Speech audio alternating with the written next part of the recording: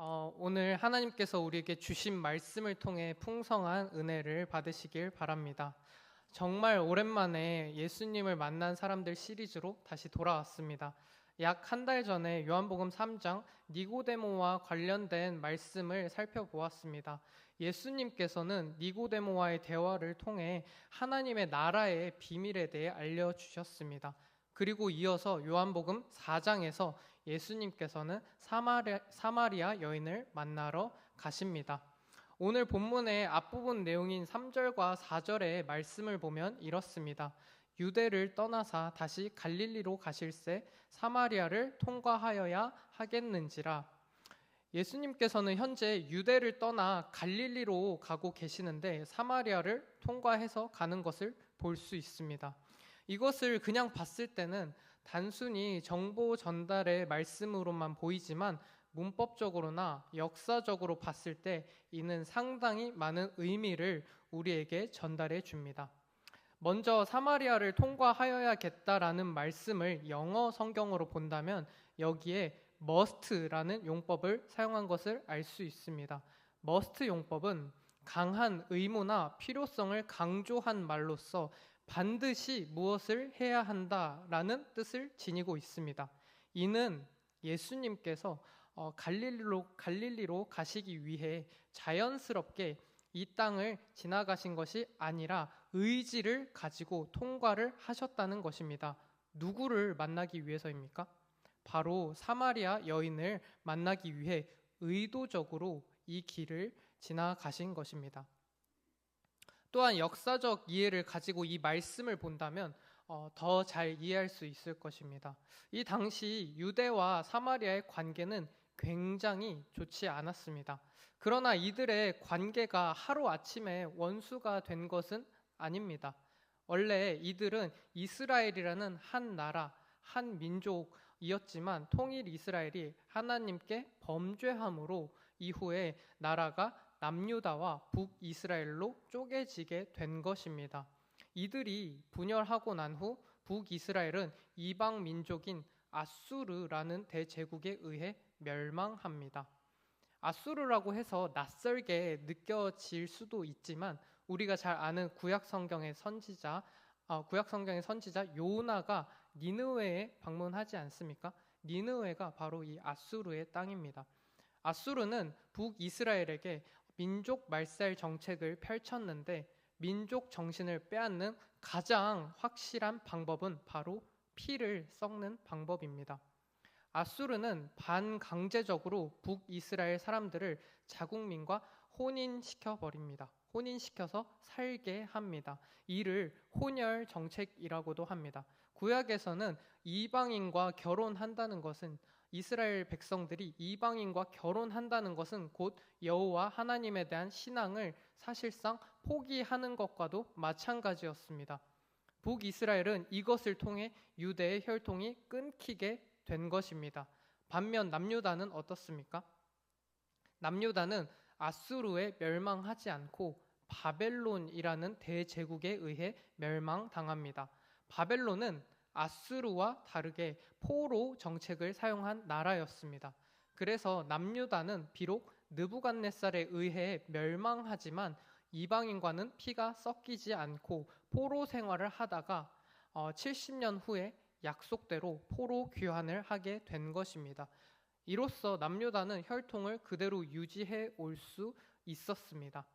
그래서 혈통을 유지해 온 유대인들은 그렇지 못한 이 북이스라엘 사람들, 사마리아인들을 보며 더러운 사람을 취급했던 것입니다. 이러한 정신은 오늘 본문 외에도 다른 곳에서 너무나 쉽게 찾아볼 수 있습니다. 대표적으로 누가복음 10장에 등장하는 우리에게도 너무나 익숙한 말씀인 사마리아인 비유에서도 엿볼 수 있습니다. 한 사람이 강도를 만났는데 제사장도 레위인도 강도를 만난 자를 구해주지 않았지만 사마리아인만이 강도 만난 자를 만나 구해주지 않습니까? 예수님께서는 누가 강도 만난 자의 이웃이냐고 율법 교사에게 물어보시는데 율법 교사의 대답은 무엇이었습니까? 사마리아인이라 대답하지 않고 자비를 베푼 자가 나의 이웃이라고 대답을 합니다. 이처럼 유대인들은 사마리아인들을 너무 혐오했던 나머지 입에 담기조차 싫어했고 사마리아 근처에 가지도 않았다는 것을 알 수 있습니다.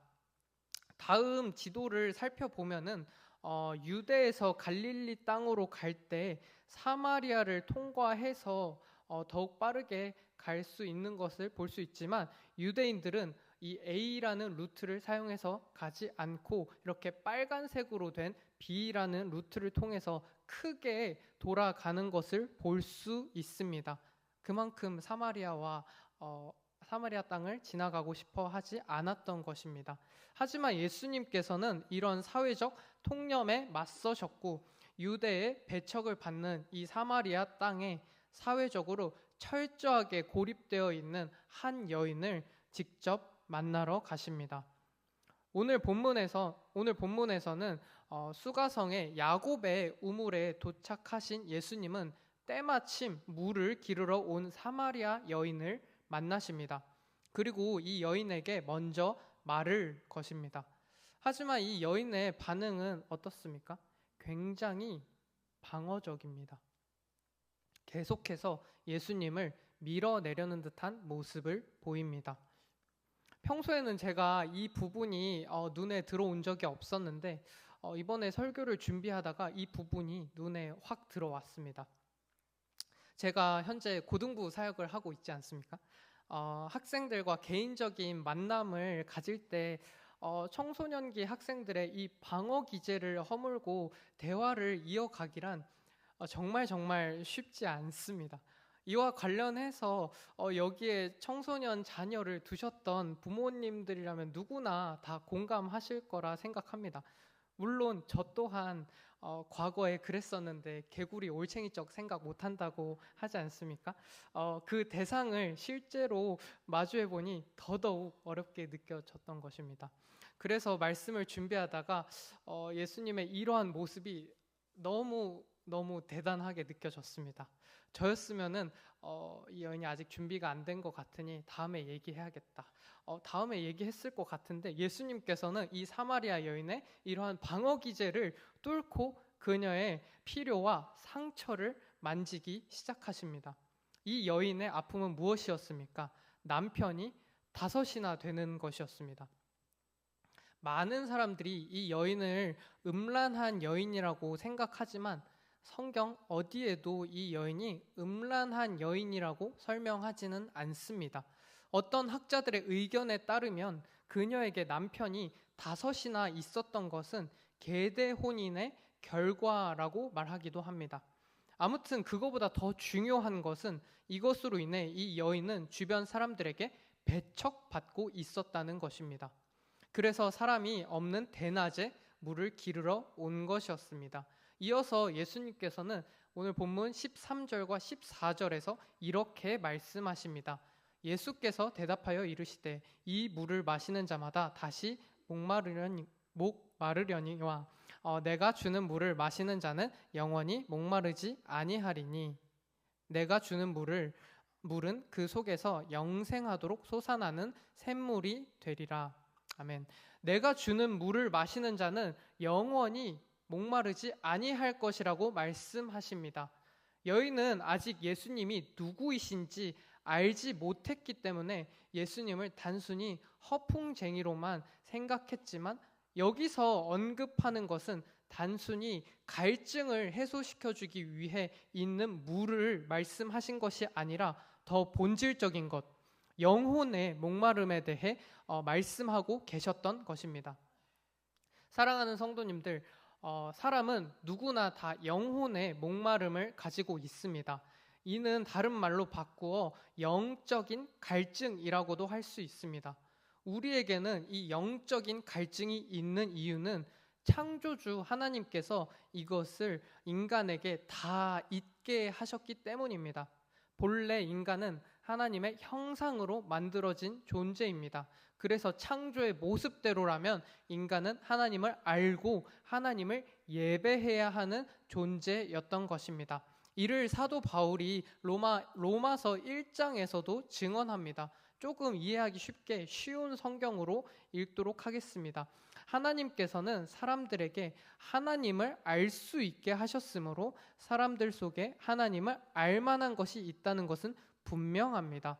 세상이 창조된 이래로 하나님이 보이지 않는 성품인 그분의 영원한 능력과 신성은 그가 만드신 만물을 보고서 분명히 알 수 있게 되었습니다. 하나님께서는 인간을 창조하실 때 하나님을 알도록 만드셨다는 것입니다. 하지만 우리가 주위를 둘러보면 하나님을 알지 못하는 자들이 너무나 많이 있지 않습니까? 사람들이 하나님을 알지 못하게 된 이유는 바로 아담의 범죄로 인해 전 인류가 죄의 영향력 아래 살아가게 되었기 때문입니다. 그로 인해 영적인 눈이 어두워지고 우리의 힘만으로는 하나님을 알지도 깨닫지도 못하게 된 것입니다. 그러므로 하나님을 알지 못하는 우리의 마음은 항상 공허할 수밖에 없습니다. 이와 관련해서 종교개혁가 칼빈은 기독교 강요에서 이렇게 설명합니다. 모든 사람에게는 하나님이 주신 종교의 씨앗이 뿌려져 있다. 하나님을 배제하면 반드시 다른 신을 섬겨야 한다고까지 말을 했습니다. 이는 인간은 하나님을 예배하지 않으면 반드시 다른 것으로 그 자리를 대체하려고 한다는 것입니다. 이것을 쉬운 말로 하면 우상 숭배라고도 할 수 있습니다. 이러한 공허한 마음은 우리가 과거에 누구나 다 경험해 본 바 아닙니까? 마음 가운데 뭔가 항상 허하게 빠져 있는 듯한 감정 말입니다. 그래서 이 공허한 마음을 채우기 위해 끊임없이 다른 것을 하려고 행동하는 것입니다. 누군가는 그 마음을 물질로, 누군가는 인간 관계로 이것을 채우려고 합니다. 이것만 있으면 나는 행복해질 거야. 이것이 나의 마음을 채워줄 거야. 이것을 통해 나는 더 이상 공허하지 않을 거야 라고 생각한다는 것입니다. 사랑하는 성도님들, 이것들로 우리의 공허한 마음을 채울 수 있습니까? 결코 채울 수 없을 것입니다. 요즘 금융치료라는 말을 또 많이 사용하지 않습니까? 우리가 좋아하는 물건을 사서 택배가 오면 기쁜 것도 하루 잠시일 뿐입니다. 시간이 지나면 또 다시 마음이 공허해지고 나의 마음을 채우기 위해 다시 다른 것을 찾아 나설 것입니다. 물질로는 결코 채울 수 없을 것입니다. 우리 마음의 진정한 참된 만족은 오직 하나님만이 주실 수 있으십니다. 예수님께서는 지금 이것을 말씀하고 계신 것입니다. 그렇다면 오늘 본문 14절에서 말씀하신 물은 무엇을 의미하는 것일까요? 요한복음 7장에서 그 답을 찾아볼 수 있습니다. 요한복음 7장 37절의 말씀입니다. 명절 끝날 곧 큰 날에 예수께서 서서 외쳐 이르시되 누구든지 목 마르거든 내게로 와서 마시라. 나를 믿는 자는 성경의 이름과 같이 그 배에서 생수의 강이 흘러나오리라 하시니 이는 그를 믿는 자들이 받을 성령을 가리켜 말씀하신 것이라. 이는 그 물을 가리켜 성령이라고 말씀하십니다. 이는 예수님께서 요한복음 3장에서 니고데모에게 말씀하신 것과 동일한 내용입니다. 내가 거듭나지 않으면, 물과 성령으로 나지 않으면 하나님 나라에 들어갈 수 없다고 말씀하셨었습니다. 이는 성령을 통해 알게 하신다는 것입니다. 무엇을 알게 하십니까? 우리의 창조주가 하나님이시라는 것을, 우리가 하나님을 떠난 죄인이라는 것을, 그렇기에 우리를 구원할 구원자가 우리에게 필요하다는 것을, 마지막으로 그 우리를 구원할 구원자가 바로 예수 그리스도 한 분밖에 없다는 것을 성령을 통해 알게 하신다는 것입니다. 성령을 통해 이러한 것을 깨닫게 하실 때 그때 비로소 마음의 공허함과 영혼의 갈증을 우리는 해소할 수 있게 될 것입니다. 예수님께서는 지금 우리의 영혼이 영원히 목마르지 않을 수 있는 비밀을 이 여인에게 알려주고 계신 것입니다. 다시 본문으로 돌아와서 예수님께서는 이 여인의 비밀스러운 정보까지 술술 다 꿰뚫고 있는 것을 보고 여인은 비로소 예수님이 평범한 사람이 아니라는 것을 느끼게 됩니다. 아마도 예수님을 좀 비범한 선지자 정도로 느꼈던 것 같습니다. 그래서 다른 질문을 하기 시작합니다. 20절의 말씀을 보면은 우리 조상들이 이 산에서 예배하였는데 당신들의 말은 예배할 곳이 예루살렘에 있다고 말을 합니다. 도대체 예배는 어디서 드려야 합니까? 라고 물어보고 있는 것입니다. 예수님은 예배를 드리는데 장소가 중요한 것이 아니라고 말씀하십니다. 뭐라고 말씀하시냐면 21절, 22절의 말씀을 통해 알 수 있습니다. 예수께서 이르시되 여자여 내 말을 믿으라. 이 산에서도 말고 예루살렘에서도 말고 너희는 아버지께 예배할 때가 이르리라. 너희는 알지 못하는 것을 예배하고 우리는 아는 것을 예배하노니 이는 구원이 유대인에게서 남이라. 구약을 함께 살펴보면 구원이 유대인을 통해 나올 것이라고 예언되었기 때문에 유대인들은 하나님의 임재의 처소라 여긴 예루살렘 성전에서만 예배를 드려왔습니다. 하지만 예수님이 오심으로 예루살렘 성전은 허물어질 것이고 앞으로 예수님께서는 친히 우리의 성전이 되어주셔서 땅에 속한 우리를 하늘에 계신 하나님 아버지와 연결해 주실 것임을 말씀해 주십니다.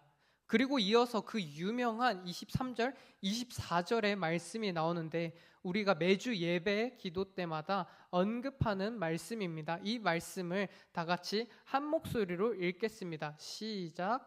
아버지께 참되게 예배하는 자들은 영과 진리로 예배할 때가 오나니 곧 이때라. 아버지께서는 자기에게 이렇게 예배하는 자들을 찾으시느니라. 하나님은 영이시니 예배하는 자가 영과 진리로 예배할지니라. 아멘. 과거에는 이 말씀을 영과 진리가 아니라 신령과 진정으로라고 번역을 했습니다. 그래서 많은 이들이 이 말씀을 볼 때 예배에 있어서 우리의 마음과 태도가 중요한 것이구나 라는 생각을 했습니다. 물론 예배에 있어서 예배자의 마음과 태도가 중요한 것은 맞습니다. 말씀 가운데서도 내 마음을 다하고 목숨을 다하고 뜻을 다하여 주 너의 하나님을 사랑하라고 말씀하셨습니다. 하지만 예배에 있어서 이것이 가장 중요한 본질이 되는 것은 아닙니다. 제가 예를 하나 들어보겠습니다. 이번 한 주를 살아가는데 만약 제가 이번 한 주를 살아가는데 삶 가운데서 제가 죄를 많이 지었으면 하나님은 저의 예배를 받으실까요? 아니면 받지 않으실까요? 과거에 저는 이 부분을 잘못 이해해서 그 주에 제가 죄를 많이 지었으면 하나님께서는 저의 예배를 받지 않으실 거라고 생각을 했었습니다.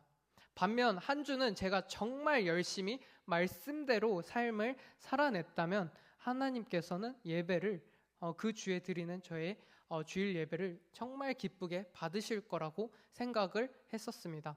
그래서 매주 불안한 저의 삶을 보며 전전긍긍하며 참 자유하지 못하게 살았었습니다.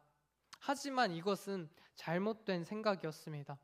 우리 모두는 삶 가운데서 크고 작은 죄를 짓는데 나의 삶으로 인해 주일 이 예배가 결정이 된다면 그 누구도 하나님 앞에서는 떳떳하고 당당하게 예배를 드릴 수 없지 않겠습니까?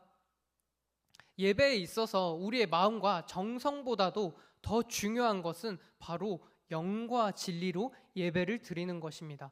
그렇다면 영과 진리로 드리는 예배란 무엇입니까? 영은 성령을 말하고 진리는 예수님을 가리킵니다. 우리가 예배를 드리는 데 있어서 성령님의 인도함을 받고 예수님을 통해 나오는 예배를 받으신다는 것입니다. 예배에 있어서 이게 가장 중요합니다. 요한복음 14장에서 예수님께서는 자신을 이렇게 말씀하십니다. 예수께서 이르시되 내가 곧 길이요 진리요 생명이니 나로 말미암지 않고는 아버지께로 올 자가 없느니라. 아멘. 예수님께서는 자신을 바로 진리라고 말씀하십니다. 예수님을 통하지 않고서는 아무도 아버지께로 갈 수 없음을 말씀하십니다. 이것은 오늘 방금 읽은 본문의 말씀과 일맥상통합니다. 또한 요한복음 15장에 보면 예수님께서는 성령에 대해 이렇게 말씀하십니다.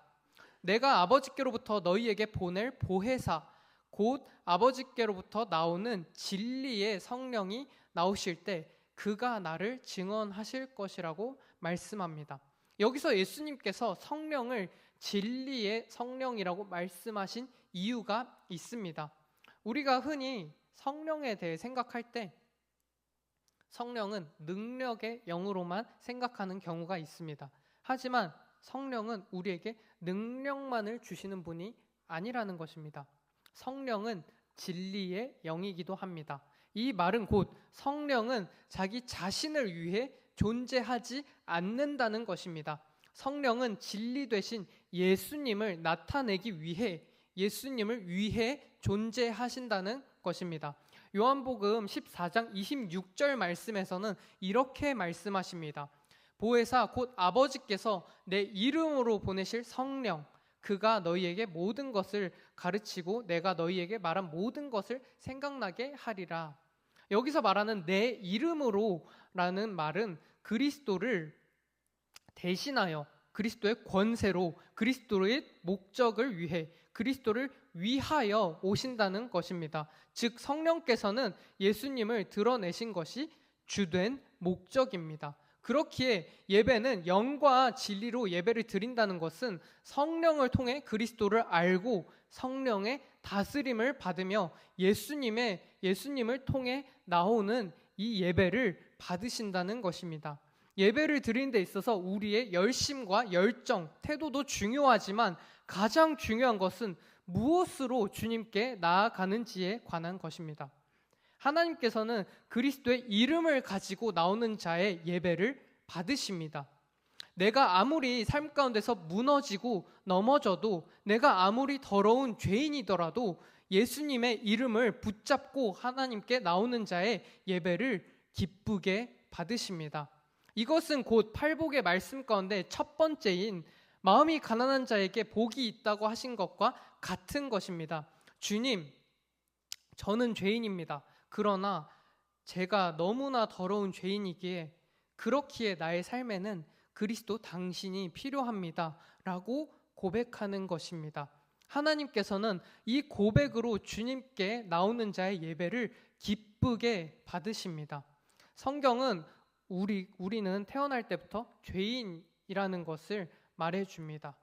원래대로라면 우리는 하나님의 진노를 받아 마땅한 존재였지만 예수님께서 우리를 대신하여 십자가를 지시고 하나님의 진노를 온전히 다 받아내셨기 때문에 비로소 우리는 하나님과 화목해질 수 있었던 것이고 예수님으로 말미암아 다시금 하나님 앞에 설 수 있는 존재가 된 것입니다. 그러므로 우리는 그 예수님의 이름을 의지하여 은혜의 보좌 앞에 담대히 나아갈 수 있게 된 것입니다. 이것이 바로 은혜이자 예배의 참된 본질입니다. 예수님께서는 오늘 사마리아 여인에게 이것을 말씀해 주고 싶으셨던 것입니다.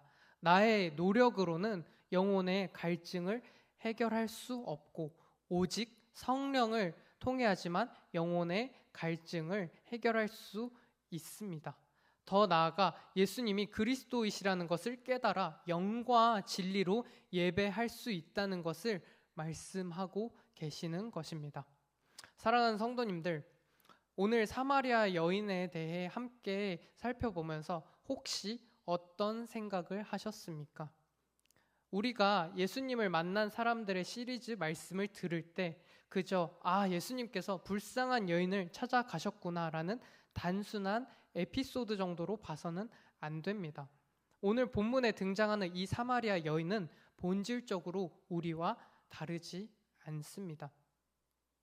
사마리아 여인에게 그리스도가 필요했던 것처럼 오늘 우리에게도 예수님이 필요한 줄을 믿으시길 바랍니다. 너무나 감사한 것은 그 사마리아 여인에게 예수님께서 직접 찾아가셨던 것처럼 예수님께서도 우리 삶에 직접 찾아오셨습니다. 예수님의 부르심에 반응하는 우리 모두가 되길 진심으로 축복합니다. 이제 말씀을 마무리하겠습니다. 예수님을 만난 이후에 이 여인의 삶은 어떻게 바뀌었습니까? 우리가 본문에서 읽지는 않았지만 이 여인은 사람들을 피해 대낮에 물을 기르러 왔습니다. 하지만 놀랍게도 이후에 이 여인은 사람들에게 먼저 다가가 예수님에 대해 말을 하고 있는 것을 보게 됩니다. 예수님으로 말미암아 이 여인은 비로소 참된 자유를 얻게 된 것입니다. 요한복음 8장에서 예수님께서는 이렇게 말씀하십니다. 진리를 알지니 진리가 너희를 자유롭게 하리라. 오직 진리 되신 예수님만이 우리를 자유롭게 하실 수 있으십니다. 오늘 사마리아 여인처럼 예수님을 통해 인생의 참된 자유를 얻는 모든 성도님들이 되시길 바랍니다.